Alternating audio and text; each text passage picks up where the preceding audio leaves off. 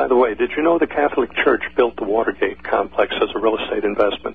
And they named the Watergate for the dam that went across the Potomac River at that time. It was a Watergate. Now, in the Watergate, there were apartments, condominiums, and office section. 3 sections.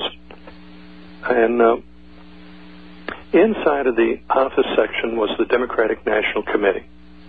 The FBI found a link between the Democratic National Committee and the White House and a call girl operation, prostitution, that was across the street from the Watergate.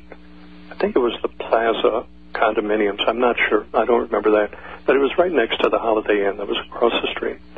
The FBI wanted to go in to the Democratic National Committee and find out what they knew. The CIA was also very interested in the breach of security between the prostitutes and the White House. That's how E. Howard Hunt got recruited and Gordon Liddy got recruited to go in there, and they called themselves the Plumbers. They were going to go into the Democratic National Committee to stop the leak, the Plumbers. So here you had the CIA, the FBI, wanting to do this, and the key man was John Dean III. John Dean. We're going to come right back after this 4-minute break. Our guest today is A.C. Griffith, and we're going to see how this leads into the aerosol crime issue, aerosol program of some sorts that the U.S. government has, and it has already killed people. We'll be right back after this 4-minute break with A.C. Griffith. Stay tuned.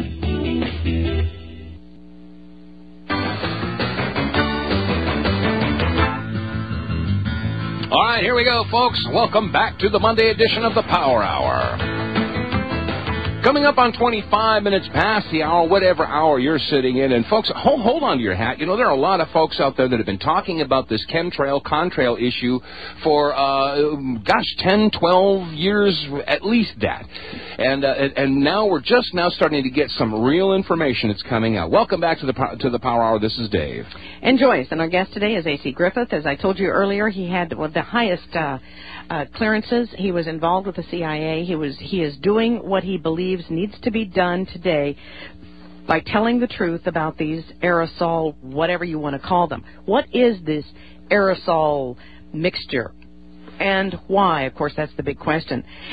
He was associated with the Central Intelligence Agency operations, and as I said, he had the National Security Agency top clearance, cryptographic clearance. He joins us today from Richmond, Virginia. Thank you again, A.C. Griffith, for joining us. Now, you are linking together Watergate with what's happening today. I find that an interesting transection here. I wanted to paint a picture of the background of the people and what the people are capable of and how it works.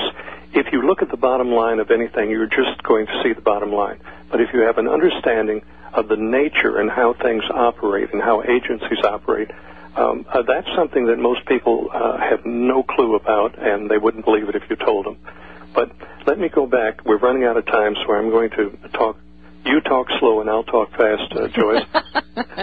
I told Joyce earlier to talk slow to me today, so that was that joke. That was the only caveat. If I come on the show, you have to talk slow. Okay, go ahead. Okay, so the Watergate thing was about the prostitution and the connection to the White House, and the White House connection was John Dean III. He was the counsel to the president. He was the president's lawyer. Well, John Dean had an affair going with one of the girls. Maureen Elizabeth Kane Owen Benner was her name. Later married the girl, and her name now is Maureen Elizabeth Kane Owen Benner Dean. So John Dean at the White House wanted to protect her. So he turned on Liddy and E. Howard Hunt and all the people. He even turned on the president. And they bought his testimony against the president. And that kind of in a nutshell, oversimplified, of course, is how Nixon was brought down. Nixon came into the game later. He probably had actually little to do with the actual manipulation. He was manipulated into that. And the CIA was involved in that, and the FBI was involved in it. Fast forward again to the Iranian-Contra. The body count, with the Clinton body count in Mena Airport, Arkansas, was about 75 people that was suicided. The CIA operated that whole thing at the Mena Airport. They put in Rich Mountain Aviation Company, a CIA front, and brought aircraft in from all over the world for refurbishing. Barry Seals showed up again. You remember Barry Seals now with the Kennedy thing and Carlos Marcello, the drug dealer. Barry Seal got a KC-123 out of Wright-Patterson, running guns to South America and drugs back. They were dealing at hundreds of tons of drugs. It was so many drugs, it was like freight trains loaded with drugs. And 75 people that got in the way were taken out, including Vince Foster and all those people. Noticed an interesting thing. Admiral Jeremiah Border, he was the chief of naval operations. He was a Jewish man. He enlisted in the Navy when he was 17 years old, stayed an enlisted man for 6 years, and then went up in the ranks to become the #1 naval officer for the United States Navy. He was chief of naval operations. Well, unexpectedly one night he decided to suicide himself in his house, and he shot himself twice in the chest with a shotgun. That's quite a feat. Yes, it is. Now, he was the chief of naval operations, and he opposed the chemtrail project. Then the chemtrail project started after Admiral Borda was replaced. Jeremiah Borda. He was a dedicated man. He was a sincere man. He was a good man. So you're seeing a picture of how this thing operates.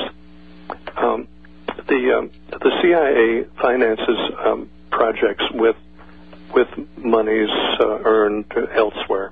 The monies that go into CIA projects don't necessarily come out of congressional appropriations.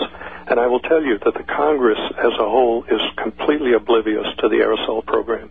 They are afraid to ask. I had an meeting with the administrative aide of a congressman. He drove all the way to Richmond from Washington to meet with me. And we spent about an hour. I gave him a complete overview presentation. He looked at me, stood up, and he said, "What do you expect me to do, Griff? They would lie to me, too." That was his exact words. And I shook his hand and hugged the secretary and left. And that was it. That tells me that the Congress, I know for a fact the Congress is out of the loop. Dennis Kucinich. Okay, we're going to come back from this break. We've got a 3-minute break, then I'm going to let him run with it for 20 minutes. You're hearing from A.C. Griffith here today, and the subject is the purpose of chemtrail aerosols. Ladies and gentlemen, you're getting an earful, and you might want to re-listen tonight on Channel 152 XM Radio. We'll be right back. 3 minutes. We're talking to A.C. Griffith today. He is an individual who has taken it's been a lot of time that he has done in research of this subject, years and years of research. He was associated with the National Security Agency, had a top-secret cryptographic clearance, and he joins us today to help us understand what is in those chemtrail aerosols. And thank you very much again, AC, for joining us. Well, let's talk about the chemtrail aerosols, because you did significant research, got into the program itself. And, sir, what did you learn?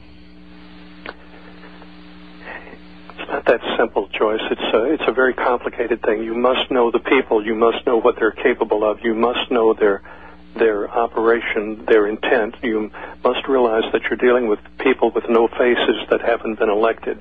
You don't know who they are. You don't know what they're putting in those aircraft. The security on the substance going into the aircraft, there's very little security on that. Whatever somebody puts in the aircraft is going to come out of the aircraft. That's a real concern. The Environmental Protection Agency has been told to keep their nose out of it. On the state levels, the state various here in Virginia, it's the Department of Environmental Quality. I was told by high people in that they were told to leave it alone. Don't look at it. Don't look at the air quality when it comes to the aerosols. Look at talk about ozone levels and things like that.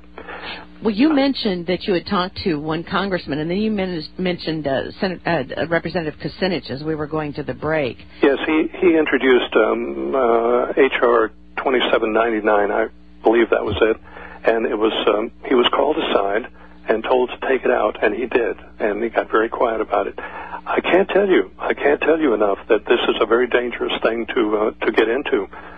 It's very dangerous to talk about this. As long as people talk about the normal stuff on the internet, they're okay. The agencies have been told to leave this alone. Now, as in the Watergate and some of these other projects that I mentioned, everybody involved thought they were doing it for some reason, some different reason. They didn't know what it was about. everybody was going in different directions, and that's the same thing